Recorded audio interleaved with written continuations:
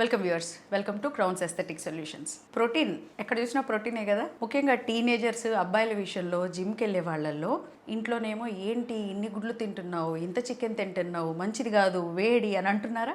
Yes, protein హీరోనేనండి, no doubt about it. సరే, హీరోనే ప్రోటీన్ అవసరమే. చాలా మంది నెగ్లెక్ట్ చేస్తున్న విషయాలు కొన్ని ఈ రోజు మనం మాట్లాడుకుందాం. ఒకటి, ప్రోటీన్ డెఫిషియన్సీ ఎవరిలో వస్తుంది, ప్రోటీన్ మనకు తగ్గింది అని మనం ఎలా తెలుసుకోవాలి, ఏమైనా టెస్ట్స్ ఉంటాయా, డైట్ ఆప్షన్స్ ఏంటి, మనం ఇంట్లో ఉండి కూడా తినగలిగినవి అదర్ దాన్ ప్రోటీన్ పౌడర్స్ అనేది చూద్దాం. చాలా మంది రకరకాల డైట్స్ చేస్తూ ఉన్నారు ఈ మధ్య. చేసి మధ్యలో నీరసము, కళ్ళు తిరగడము లాంటివి అవుతున్నాయి అంటారు. ఇలాంటి వాళ్లకు ప్రోటీన్ తగ్గిందేమో చూసుకోవాల్సిన అవసరం ఉంది. ప్రోటీన్ డెఫిషియన్సీలో ఉన్నారా చూసుకోవాలి.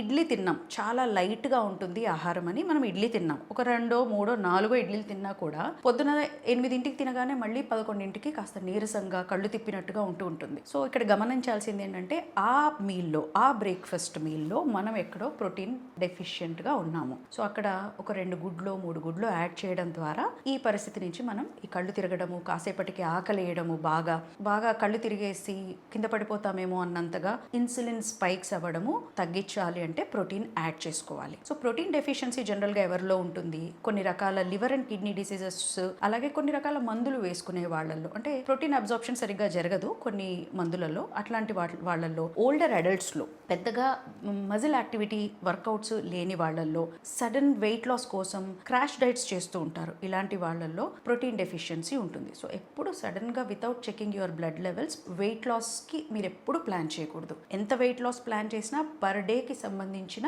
ప్రోటీన్ మనకు అందుతుందా లేదా చూసుకునే చేయాలి. సో బ్లడ్ టెస్ట్ కంపల్సరీ అనమాట. ఈ ప్రోటీన్ జనరల్గా మనం ఏం చేస్తుంటాము, వారంలో 4 సార్లు గుడ్డు తింటున్నాము, వారంలో ఒకసారి చికెన్ తింటున్నాం కదా అని అనుకుంటూ ఉంటారు. ఇది ఇలా సరిపోదండి, ప్రోటీన్ సరిపోదు. ఇలాగా పర్ డే ఏ రోజు ఆ రోజుకే మనం అందచేయాలన్నమాట. So you can have some chicken, fish, at least ఒక 3 eggs తినండి ఒకేసారి. తింటే బాయిల్డ్ ఎగ్స్ ప్రిఫర్ చేయండి, ఎల్లో కూడా తీసుకోండి. అలాగే ఇవి తినలేని వాళ్ళు, ఎగ్ అంటే ఇష్టం లేదు, నాన్ వెజ్ తినను అనేవాళ్ళు, చిక్ పీస్, కాబూలీ చనా, ఉప్పు శనగలు, పల్లీలు, రాజ్మా, సోయా, ఇలాంటి వాటి మీద డిపెండ్ అవ్వచ్చు. పనీర్, వెజ్ పనీర్ ఉంటుంది, సోయా పనీర్ ఉంటుంది. ఇటువంటివి రోజంతలో కనీసం పూట తీసుకోవాలి. ఈవినింగ్ స్నాక్ టైంలో, పొద్దున బ్రేక్ఫాస్ట్ టైంలో, మధ్యాహ్నం లంచ్లో ఉండేలా చూసుకోండి. ఒక 3-4 ఫిష్ పీసెస్ తీసుకోండి లంచ్లో. మార్నింగ్ ఒక 3 eggs తీసుకోండి.